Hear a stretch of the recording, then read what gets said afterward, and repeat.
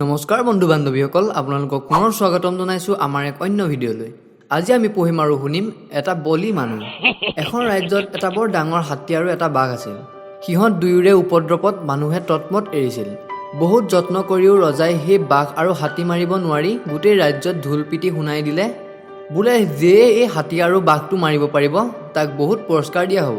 এই কথা শুনি বহুত মানুহে বাঘ আৰু হাতী মাৰিবলৈ যত্ন কৰিবলৈ ধৰিলে, কিন্তু মাৰিব নোৱাৰিলে। দৈবাত এদিন এটা মানুহে মনৰ দুখত বিষ খাই মাৰোগৈ বুলি কিছুমান পিঠাগুড়িৰ লগত বিষ সানি লৈ সেই ৰাজ্যৰ ফালে যাওঁতে এজোপা গছৰ তলত সেই টোপোলাটো থৈ ওচৰৰে নৈ এখনত পানী খাবলৈ গৈছিল। সেই সময়ত দুষ্ট হাতীটোৱে আহি সেই পিঠাগুড়িবোৰ খাই পেলালে। যেতিয়াই বিষ সনা পিঠাগুড়িবোৰ খালে তেতিয়াই গাত বিষ লাগি হাতীটো মৰি থাকিল। এই কথা ৰজাই খবৰ পাই হাতীটো কোনে মাৰিলে বুলি বিচাৰ কৰোৱাত সেই বিষ সনা মানুহটোক ৰজাৰ ওচৰলৈ লৈ যোৱা হ'ল। সি কেনেকৈ হাতীটো মাৰিলে বুলি তাক ৰজাই সুধিলত সি ক'লে, মই হাতীটো একে ভুকুৱে মাৰিলোঁ।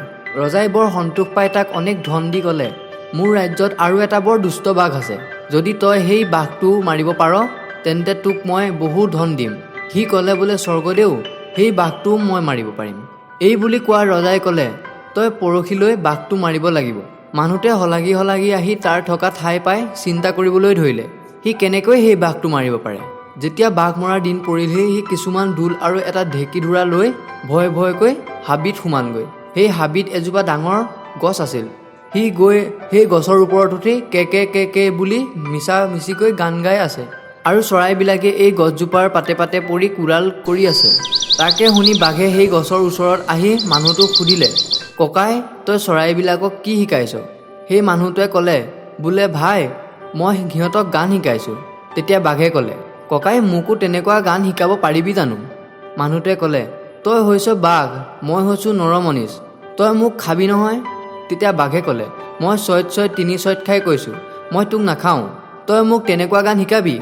বাঘৰ কথা শুনি মানুহটোৱে গছৰ পৰা নামি আহি বাঘৰ ঠেং চাৰিখন গোটেই খুবমতে বান্ধি পেলাই ঢেঁকীয়াথোৰাটোৰে তাক মাৰিবলৈ ধৰিলে। মাৰত তত নাপাই বাঘে ক'লে, ককাই, মই আৰু গান নিশিকোঁ, মোক এৰি দে। মানুহটোৱে ক'লে, ভালকৈ শিক, নিশিকিবি? এইদৰে মাৰি থাকোঁতেই বাঘ মৰিল। সি সেই বাঘটো আনি ৰজাক দেখুৱাই দিলে। তেতিয়া ৰজাই বৰ ৰং মনেৰে তাক ক'লে, বোলে আজি তোমাৰ সৈতে যুঁজিবলৈ এটা বলি মানুহ আনি দিম। তুমি সেই মানুহটোক জিকিব পাৰা যদি তোমাক আৰু ধন বস্তু দিম।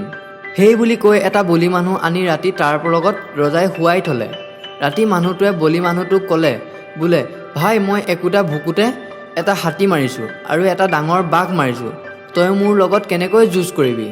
তই এতিয়া ভৰ বয়সত মোৰ লগত যুদি মৰিবলৈ আহিছনে? এই বুলি কোৱাত সেই মানুহটো ভয়ত ৰাতিপুৱাই পলাই গ'ল। পিছে পুৱা ৰজাৰ বলি মানুহটো ৰজাই বিচাৰি নাপাই বাঘ মৰা বলি মানুহটোক বহুত ধন বস্তু দি বিদায় দিলে, আৰু তেতিয়াৰ পৰা হাতী আৰু বাঘৰ উপদ্ৰৱ গুচি নিৰাপদে ৰাজ্য চলাবলৈ ধৰিলে। কঁঠালে পেলাই মুচি মই আহিলোঁ গুচি। বন্ধুসকল, আজিলৈ ইমানেই। যদি আমাৰ ভিডিঅ'সমূহ ভাল লাগে তেন্তে আমাৰ চেনেলটো ছাবস্ক্ৰাইব কৰি ল'ব।